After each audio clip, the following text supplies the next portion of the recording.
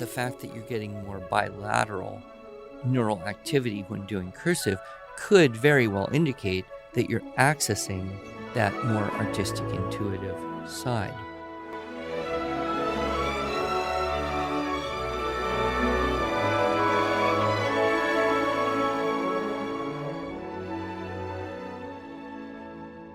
Hello, and welcome to the Arts of Language podcast with Andrew Pudewa, founder of the Institute for Excellence in Writing, or as many like to say, IEW. My name is Julie Walker, and I'm honored to serve Andrew and IEW as the Chief Marketing Officer. As we take a break from recording, we have chosen to replay several of our greatest hits for you to enjoy. We hope that you are able to gain insight for your educational journey.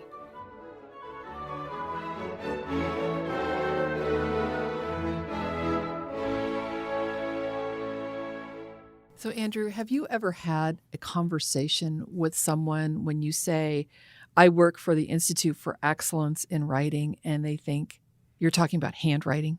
Maybe once or twice. People have asked, is that about, handwriting? Right. And I get that frequently for some reason. And they'll say something like, oh, that's so good because they so rarely teach handwriting in school.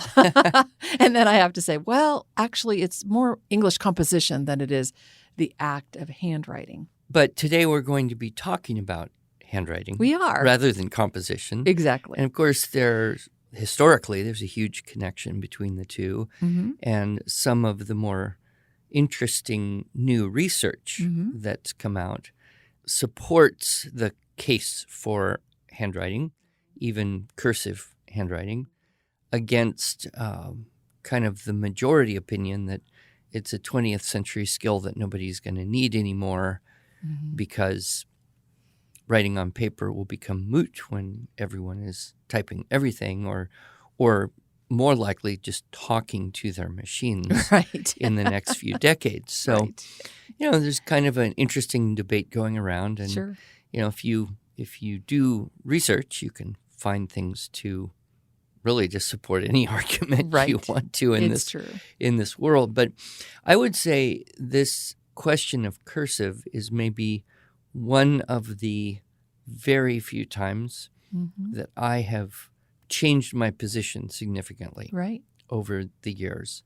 I think probably when I met you and I was doing the Teaching Writing Structure and Style seminar, I would make a joke and say something like, well, boys don't do cursive writing. The reason you teach them is so they can grow up and read their wives' handwriting. And at that time, I think, in the late 90s, early O's, we did see that when you would meet a person or a student who was doing cursive writing, a super majority of the time it was a girl or a woman. Right. That has probably even changed a bit, only I have changed in that I don't think the only reason you would teach cursive to boys is so that they would be able to read it. Although that is one good argument. Right. If you do not learn to write cursive, you will not be able to read it. And there are many thousands probably of young teachers in this country who didn't learn cursive in school themselves and probably could not read a facsimile copy of the Declaration of Independence or maybe even a cursive written letter from a grandparent. Right. In fact, I saw this funny little cartoon. These two old ladies were sitting there, and one of them said to the other, ha, ha, ha, pretty soon cursive is going to be our secret code. Right. But I've met children who couldn't read cursive letters, notes from grandparents, and had to have mom or dad read it for them. So as a starting point, you could say, if you ever want to be able to read something written in cursive, then you probably need to spend some time learning to write it, whether you start at the beginning, which we can talk about that, or whether you do it for a limited period of time and then revert to something other than cursive. That's one point in favor of just connection with the past. Right. I know that when I was in second grade, I think it was, the teacher was getting ready to teach cursive, and she would walk around the room and see which students had exceptional manuscript printing. And if they did, they would be allowed to learn cursive. So that was the big, we want to be good printers so that we can learn cursive. It was very exciting. And that, you believe, was in second grade? I think it was second or third grade, yeah. Because usually, at least I think our generation and forward, there's been this tendency to say, teach block letters, right, what often is called manuscript, in the beginning. So yes, kindergarten, grade 1, grade 2, right, and then introduce cursive in grade 3. right. And then in our case, where I was in school in Southern California, it was a requirement to continue to turn in papers in cursive, I think all the way through 8th grade, through middle school. And then in high school, they seemed to just completely ignore. And so I, like a lot of guys, stopped doing cursive and started printing or doing some kind of hybrid writing. Right. But I am grateful in retrospect that I had those years of enforced cursive, because I can read pretty much any handwriting I come across. Right. But a few years ago, I did this talk, Pen and Paper, What the Research Says. I think we did a podcast on that. Yes, we did. And so people could go and listen more to that or listen to the whole talk on the website. I became interested as a result of changing myself. I believe I was somewhere around the age of 54. Okay. Which but just last week, right? Yeah. And I was at a conference, and it was actually Iris Hadfield. She is Cheryl Lowe, who founded Memoria Press and is since passed on. Her sister, she wrote a cursive curriculum, and she got me. I was at this conference, and she was there, and she started talking to me, and super lovely lady, and up there in years. I don't know, probably late 70s, pushing 80 maybe. But she got me, and she gave me a personal 1-hour lesson why cursive has such value and how it would be very easy for me to go back. And I wrote a little bit trying to resurrect my cursive from childhood. And she goes, oh, very nice. Yes, you can do this. Just relax and, pick up your pen whenever you need. And, you'll do great. And I was so encouraged by this. I think it was that Christmas. I don't like shopping like a lot of men. And I finally figured out, once all my kids were adults or close to it, the way to shop is you buy the same thing for all the boys and the same thing for all the girls. So you only have to shop twice. So that year I bought a fountain pen for all of my sons-in-law and future sons-in-law and my son, and I bought one for myself. And so that Christmas Day, we're all us guys sitting around trying to use a fountain pen. And those things happen, I think, kind of in a combination way, this little mini lesson from Iris and this getting a fountain pen. And I just thought, you know what? I'm going to go ahead and retrain myself as an adult to write in cursive. And I would say it took me 6 to 9 months maybe. And I wasn't doing a lot. I was just doing it in my Latin workbooks because I was teaching Latin at the time. So I had to do, all the exercises to learn this stuff.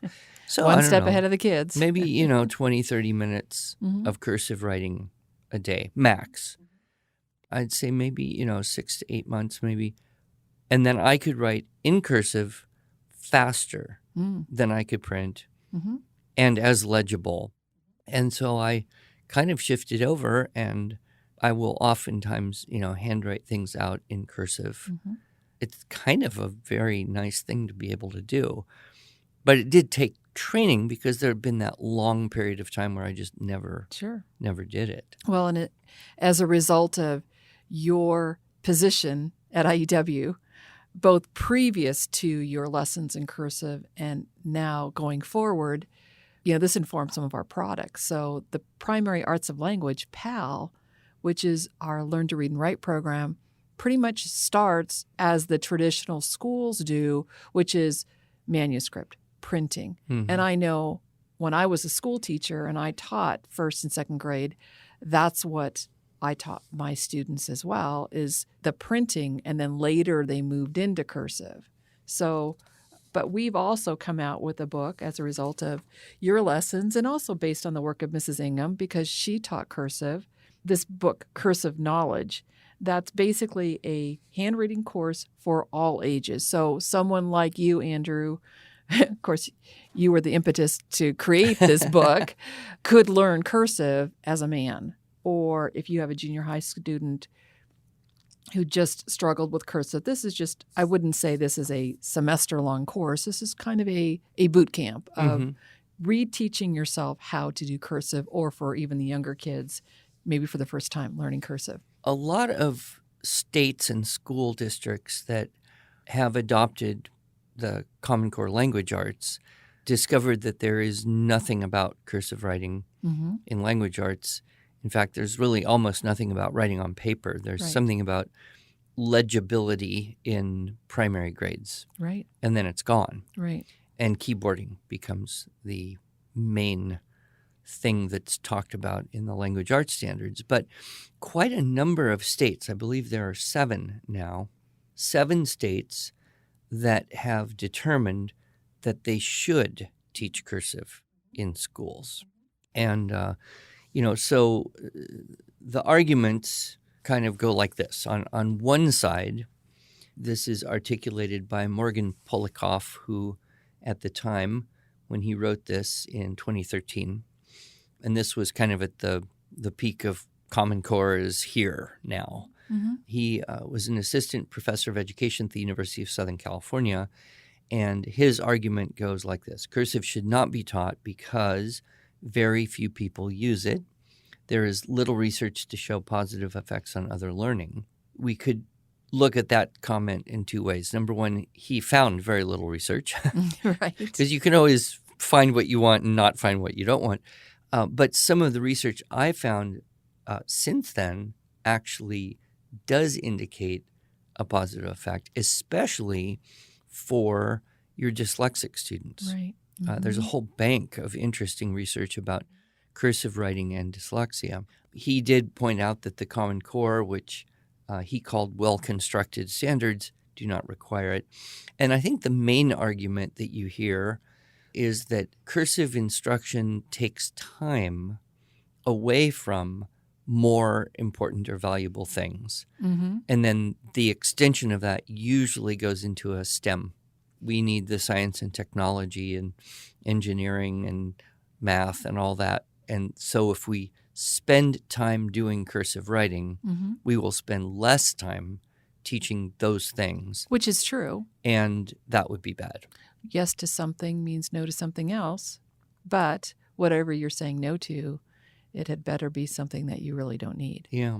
So right around that same time, William Clem, also a PhD, he wrote an article for psychologytoday.com where he made an argument for cursive, that cursive should be taught because it builds sensory motor coordination.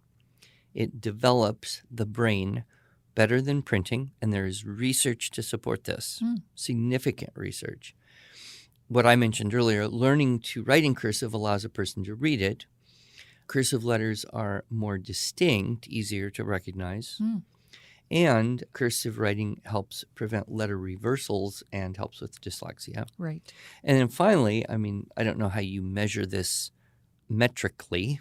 Part of his argument is that when students write in cursive, they develop a sense of accomplishment, pride, individuality. And in fact, I have talked to people who work in banks, and they will sometimes have to deal with young people who never learned cursive. And one consequence of that is they don't really have a signature. Interesting. They can print their name in a kind of differentiated way, but they don't have a signature in the sense that you and I would think about that. So those are the 2 cases. I think most people that would be listening to our podcast, using our materials, would probably lean toward the argument for cursive, although there is the challenge of, well, how do you do it? When do you do it? Right. Really, what if a child is complaining and it's just overwhelming and you've got tears, and is it worth it, et cetera, et cetera. One fascinating little thing I came across in preparation for the podcast, I was kind of looking for some updated information. Evidently now there are several cursive summer camps. Oh, my goodness. Where Wow. parents can send their children to, a summer camp where they get to obviously play games and do sports activities. But one of the things they have as an objective is to teach a child in a relatively short period of time cursive writing. We should ask them if they want to use our book for that. we could look into it. I had never heard of such a thing before. When I was a child, I went to a music summer camp, and so we would do 3 or 4 hours of music a day, which, when you're 11 years old, that's a lot of violin playing. But then we do the other things. But I thought, cursive. I went to a speed skating camp year after year, yeah. But, you could do a lot of fun things. You could get calligraphy pen nibs. You could, look at different styles. Yeah. You could. So one of the probably most cited researchers in this area is a woman named Virginia Behringer at the University of Washington. Okay. She's done studies for many, many years. She's a cognitive psychologist. I recently just heard an interview with her on, I believe it was Wisconsin Public Radio. It was one of the public radios. And then callers calling in about weighing in on cursive or not. But one of the things that's very interesting about the newer research is this fMRI, the functional MRI.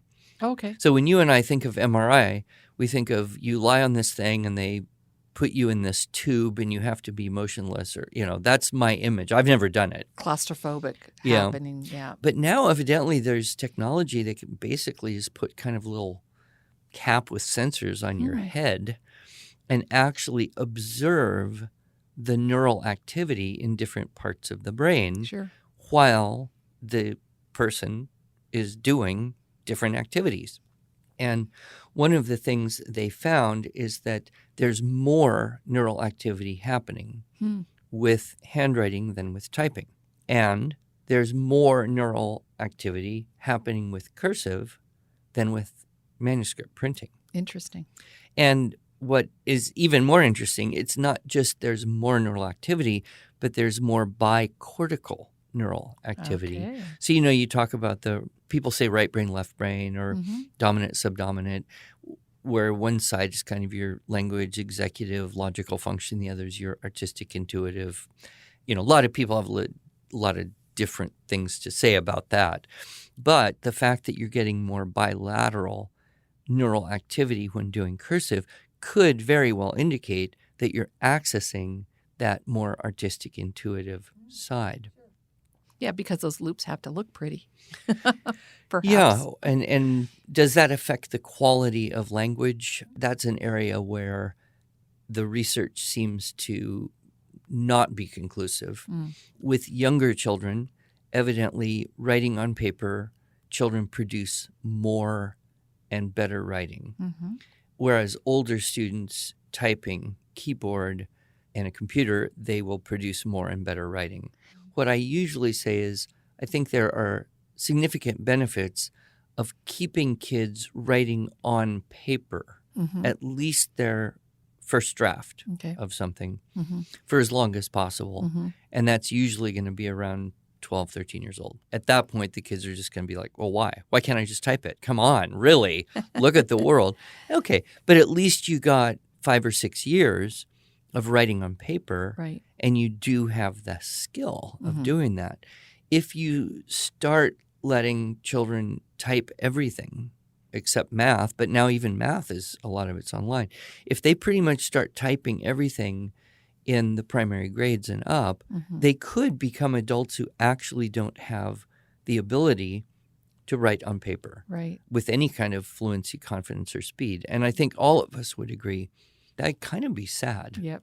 I live in the modern world as you do, and our life is full of technology. Mm-hmm.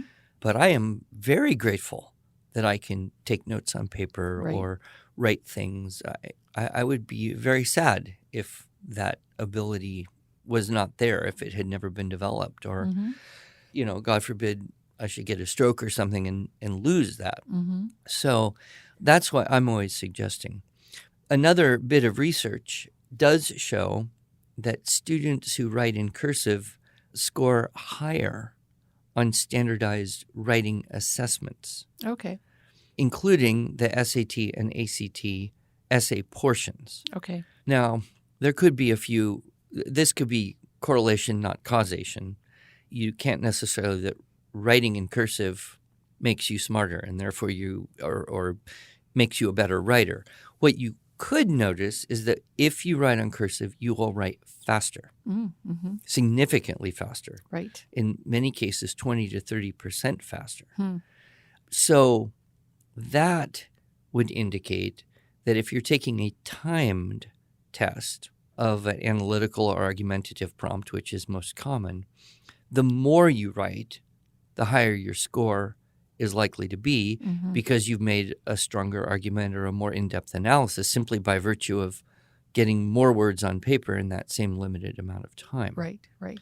But there could be other elements. And one study, this was Anne Mangan and Jean-Luc Villet, an article published in a book called Advances in Haptics. Haptics is the study of multisensory interaction, so touching and hearing, right? So a lot of people set on their phone a haptic response. So if they're using, a keypad and they want to know that they touched it, the phone will emit a little sound. Yep. So I didn't know this word haptics, but what they found is that the neurological benefits you get from doing cursive writing appear to be very similar to the neurological benefits you get from playing a musical instrument. That there's a multi-sensory integration somehow that happens more than printing on paper or typing. So learn cursive so that you can be smart. Well, I'm not going to say that is conclusively supported by all the research, but there's nothing that would oppose that idea that cursive makes you smarter. Right, right. And I know one time when we were talking about this years ago, when you were, basically preaching to yourself and others about the value of cursive, you mentioned something about how it could help with ADHD children. Oh, yes. That whole program, Retrain the Brain, Jeanette Farmer, who's since passed on, but I believe her website and her materials are still continuing. She found that you could actually see big improvements in behavior by retraining the brain with a combination of cursive handwriting, beginning with just simple loops, like sequences of L's, which is how, people used to learn long ago, is they would just make these shapes without being letters. They would make basic movements again and again and again. Anyway, with cursive writing and a particular type of rhythmic music. And I thought that's kind of interesting because if you're a bit ADD and you're trying to write a word and you write a letter and then you pick your pen off the paper, you're done. Okay, so what's next? Oh, there's another letter. Oh, shoot, where is it? And so it's a kind of a fragmented thing. Whereas if you're writing a whole word in a proper cursive methodology, you're keeping that pen on the paper until you get to the end, at which point you have to go dot your I's and cross your T's. Right. So it forces an attentiveness. And her research, and good heavens, her bibliography was about 17 pages long. I never saw such an extensive collection of research. So if people are interested in that, it's retrainthebrain.com. Yep. And we'll put that link in the show notes. Yeah, I believe it's that her one of her children continued Oh, good. with her work. But she was kind of a leader in that. So, the other thing, the dyslexic, and there's huge papers on this, a study of well over 1,000 students, that cursive pretty much eliminates letter reversals. Oh, okay. Although it is possible for some dyslexics to actually write an entire word in reverse. But when you think about it in a simple way, if you're a dyslexic kid and you've learned to write a B and a D by using a stick and a ball, and you make that stick, you now are this way or that way, this way or that way, this way or that way. Right. And it's Murphy's Law of Dyslexics. You're always going to get it wrong. Right. Whereas when you think about the kinesthetic activity of creating a B, it's an entirely different muscle memory, kinesthetic, tactile experience than making a D. The shape, the motion, it's completely different. Right. And so it also reinforces that left to right. It makes the letters more distinct in the, people call it muscle memory. That's actually not true, but it's the memory in the part of the brain that controls the muscle rather than the part of the brain that visualizes the letter. Right. So you mentioned a couple of learning disabilities, ADHD, dyslexia. What I find interesting about this is that we can think that cursive is complicated, but yet for these kids, this is actually something that can help them, and it's not complicated. Yes. Well, the truth is about cursive that prior to the early 1900s, all children were taught cursive first from the age of starting to write at 6 years old or so. So some people believe that cursive is more difficult for children because we've had 100 years now. First you teach manuscript, then in 3rd grade you do cursive. But before that, it was pretty much universal. In fact, Sam Blumenfeld wrote an article, 2005, Practical Homeschooling, number 63. And in his article, he made a case for actually teaching cursive first. And he made this observation, which I've seen now because I'm watching grandchildren of all different ages, right? Children naturally make curves and circles before they make straight lines. So making straight lines and figures with straight lines, such as, say, triangles, or think about a capital A, that is actually harder than making curved letters. So that's kind of fascinating. Yeah. Another thing that he pointed out is that, your writing habits are most firmly established in the first few years. Oh, sure. Right?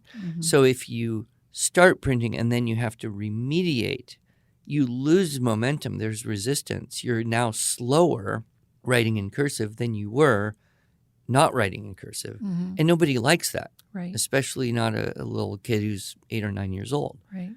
Nobody likes getting slower. No. Right? So you have that kind of remediation, resistance. And the good teachers will do what yours did, which is, okay, if you're good, if you work hard, if you prove yourself worthy, then you get the big privilege. Yep. And that probably tends to work better for the girls. But and it wasn't actually until typewriters became ubiquitous that printing was taught first in schools. So it was really at the turn of the 1900s. Sure. Yep. And one of the odd arguments that existed then as to why children should print was if they don't print letters, they won't be able to read typed letters. Right. Only that makes no sense at all because there had been typeset books Yes. for hundreds of years, Yes. and children in the 1800s were learning cursive first. Yes. No problem. Yes. And in some European countries, they still teach cursive first. Yep. And still able to learn to read with no difficulty. So there's quite a bit of research there. And, of course, most people I meet are not immediately enamored with the idea of cursive first, Right. it seems like, oh no, Yep. how would I ever do that? Yep. It seems unreasonable, but there's plenty available. And, with our book, I think we've got a nice balanced thing where we've got very clean, clear letter formation. We're not touting Spencerian or Dinelian or any of those. It's just a simple, clean font. We actually worked with a designer to create our own IEW alphabet in cursive, and all of our letters start at the baseline, which we, through you, have learned that was very important. Right. And then the other thing that our program has that's a little different than a lot of other cursive programs is there's no tracing. You're actually imitating rather than writing over the top of someone else's cursive, and that's something that's important. That was a bit of research that came out. I think it was Behringer's work, but one of the studies that I found said that you get a whole lot more brain activity if you're trying to freehand copy, right, as opposed to tracing. Right. Now, there might be some value, especially with young children in a Montessori environment they use those little sandpaper letters. There could be value there. But when you're actually trying to learn to do it, the most effective way does appear to be copying freehand. And there's a progression, and we've got, you work with certain letter sets first that have similar strokes. Exactly. And then you expand those letter strokes, and there's no rule says you have to learn, A before B and N before M, M before N. In fact, in our system, they're learning the C, O, and A first because of the stroke order. These are the and D would be an extension off A. D and off we go. And stroke order is so important. In fact, even if you weren't going to teach cursive, I would encourage everyone helping children learn to write, don't let them be haphazard or random about the order in which they make the strokes on the paper. Right. Because when you do that, you're making it harder for them to develop a habit that will lend itself towards speed and consistency and automaticity. Right. Well, we are out of time. I'm sure that our listeners will find a lot of what you said very helpful, but I have to mention this. We have PAL, and we developed PAL based on the work of Mrs. Ingham, who did teach manuscript first and then moved into cursive, because that's where you were at the time. Right. That was your belief. But we are hoping to add in the next year or so a component of PAL so that if parents choose to do cursive first, they'll be able to. But in the meantime, if you are convinced that cursive first is the way to go and you want to use cursive knowledge, that's cursive knowledge, 2 words. Cursive. Not curse of. No. Cursive. It's kind of a little play on words there because, we think that we already know something, and that's called the curse of knowledge. Yeah.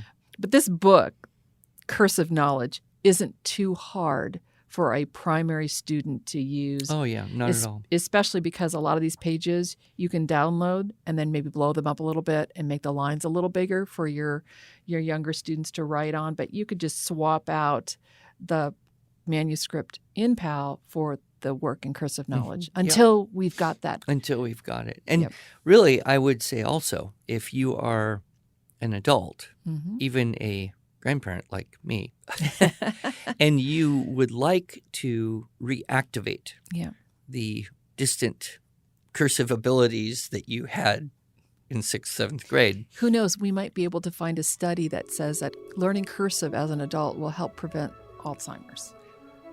I wouldn't be surprised. Great. Thank you, Andrew. Thank you.